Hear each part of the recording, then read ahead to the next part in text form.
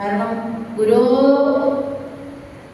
ഗുരോരനുഗ്രഹേണൈവ പുമാൻ പൂർണ്ണപ്രശാന്തി ഭാഗവതം പറഞ്ഞു. ആ ഗുരോരധികം തത്വം നമുക്കറിയാം. ആദ്യം ഗുരുവിന് ആചാര്യ ദേവോഭവ എന്ന് പറഞ്ഞിട്ടാണ് ബാക്കിയെല്ലാം നമ്മൾ പറയാറ്. മാതൃദേവോഭവ, പിതൃദേവോഭവ, ആചാര്യ ദേവോഭവ.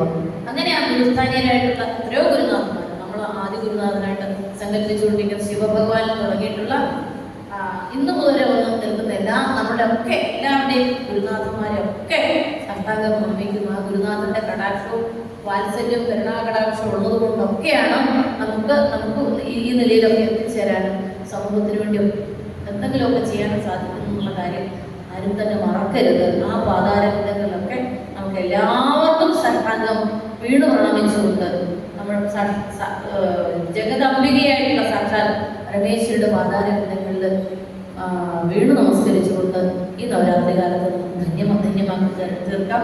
ഇവിടെ നിന്ന് ലഭിക്കുന്ന ഊർജം നമുക്കിത് മുമ്പോട്ട് കടാവളമായിട്ട് കൊണ്ടുപോകാൻ വലിയ ലക്ഷ്യങ്ങൾ മനസ്സിൽ ഏറ്റുകൊണ്ട് മുമ്പോട്ട് കൊണ്ടുപോകാൻ എല്ലാവർക്കും സാധിക്കട്ടെ എന്ന വലിയ പ്രാർത്ഥനയോട് കൂടിയിട്ട് ആചാര്യ പാദയോ പുനഃ നമ്മെ സാക്ഷാത് ഭഗവത്യാഹ